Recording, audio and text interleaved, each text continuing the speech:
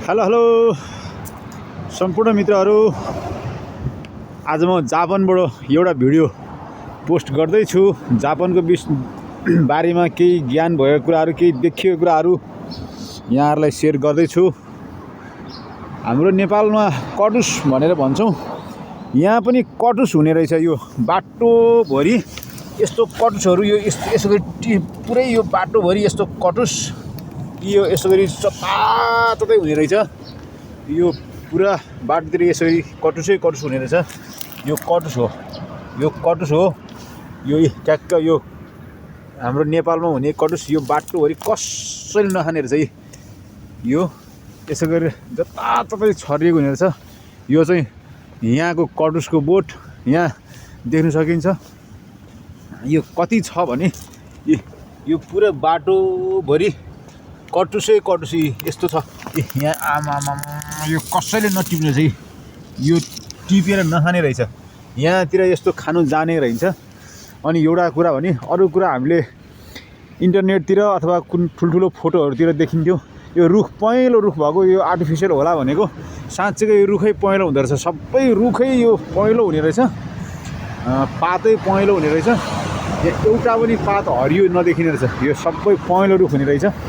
म बसेको ठाउँभन्दा अलिकति यता पार्कमा आएको, यो सबै पहेँलो पहेँलो पहेँलो सबै पहेँलो रुखै हुने रहेछ। र यहाँ पनि नेपालमा जस्तै ठुलो गार्डन, यस्तो राम्रो गार्डन, त्यसपछि फुटपाथ पैदल यात्राको लागि, साइकल पार्क, गाडी हिँड्ने छुट्टै, अति व्यवस्थित हुने रहेछ। आफ्नो रुल अनुसार, रुल एन्ड रेगुलेसन अनुसार गाडीहरू आउने।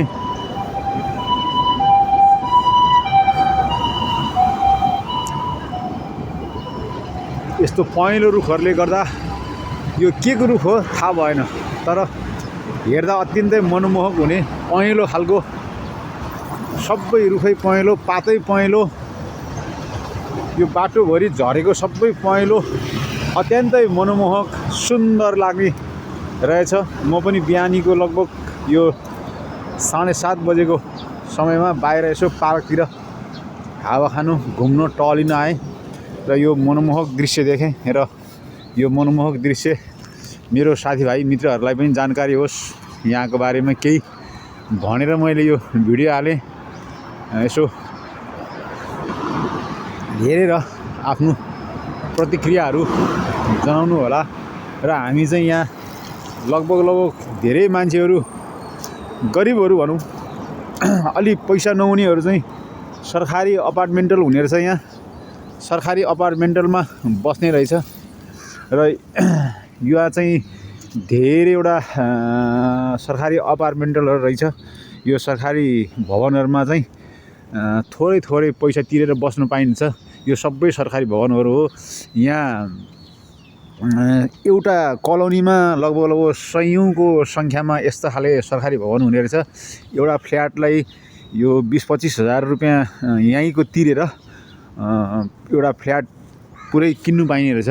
त्यो फ्ल्याट किनेर यहाँ बस्नु पाइने रहेछ। यो गरिबहरूको लागि सस्तो खालको पैसामा चाहिँ यो अपार्टमेन्टल किनेर बस्नु पाइने रहेछ। म पनि यही अपार्टमेन्टलको तेस्रो तलामा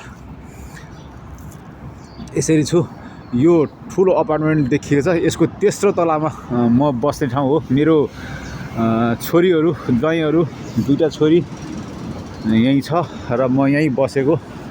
म अब लगभग 1.5 महिनाको लागि यहीँ बस्नेछु, यही अपार्टमेन्टमा बस्नेछु, बिताउनेछु। र 1.5 महिना पछाडि फेरि आफ्नै जन्मभूमि नेपाल फर्कनेछु।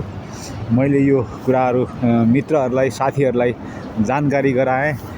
हस्त केही कुराहरू मैले बढी बोलेको जस्तो लाग्यो भने कृपया क्षमा पाउँ। हस्त धन्यवाद। यहाँहरूको जय होस्। शुभ बिहानी।